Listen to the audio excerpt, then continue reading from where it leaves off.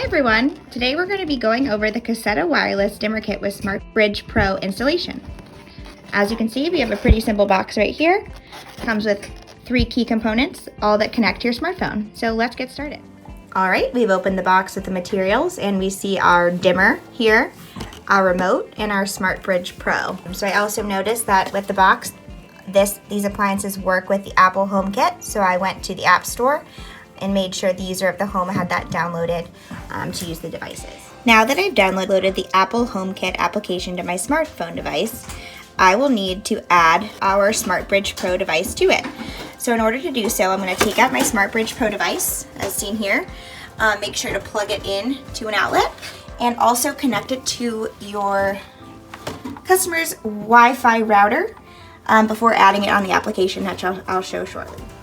Once the Smart Bridge Pro is plugged in to both your Wi-Fi receiver and your outlet, you can go ahead and add it as an application within your Apple HomeKit platform.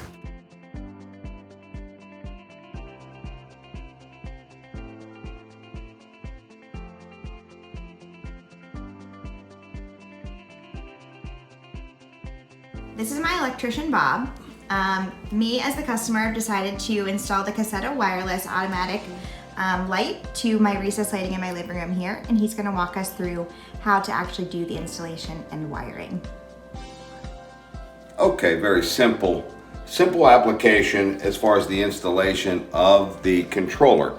You choose your lighting that you are going to control, and you want to get the cover off. In this instance, we have a 3-gang switch box here, and we are going to eliminate the far left dimmer, and we're going to establish this Lutron product in place of it. So the first thing we really want to do is isolate this circuit and turn the circuit off, which we will proceed to do momentarily. At that point, once the power is disconnected, we can safely replace that product with our new Lutron product. Okay, now that we have the power disconnected, in this instance, it's just a single pole application, and we just simply wire the 2 black wires to the wires that were on our other device, which happen to be just 2 black wires. You don't always have 2 black wires. Sometimes you have a black and a white, but just follow the 2 that were hooked up to the old device and you will be fine.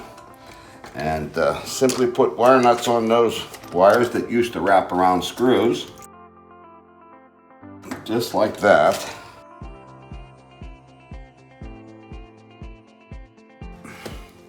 And you tuck those wires back, but prior to that, or while you're doing this, we have to establish a ground. So we have a ground screw back in this box, and we're gonna back that ground screw up and bond this ground wire.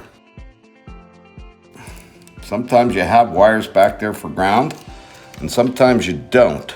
This instance, we have wires back in the corner, so we either hook them up or we bond them behind to the ground screw. Okay, after we have made the connections proper and nice and tight in those wire nuts, we proceed to put this device in. Sometimes when you have big devices like this, you have to, when they're combined with others, sometimes you have to break some of the tabs off because they won't go into the box deep enough. So sometimes we have to take what's called portional heat sinks and unsnap these little tabs off the side. Then we'll be able to establish it into the box. That's simple.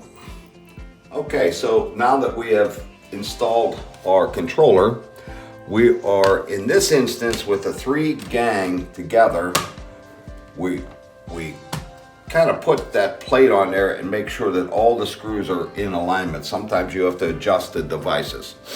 But being that, and also that it is a 3-gang, the pretty hidden screw cover that they provide with this controller cannot be used in this instance, where you don't see the screws.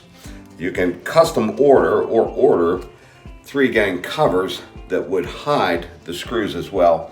But in this instance, we just got a conventional cover plate where the screws are exposed. So we'll put this together and then we'll do the last test.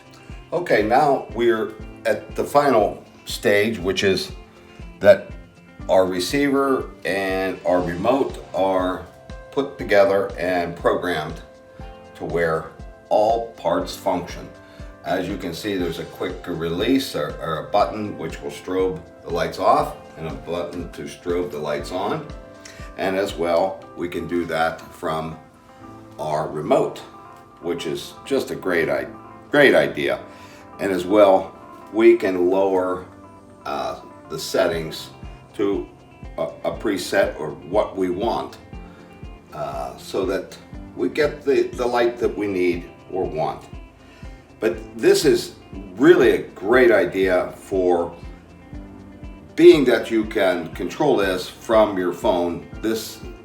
These products now, and especially this Lutron product, is perfect for controlling outdoor lighting, security lighting in houses when you're not always home. You can make it so that your house is much more secure with the lighting, or if you're coming home, you can turn lights on. So great product, great idea, and suggest that a lot of people need to put this in for security.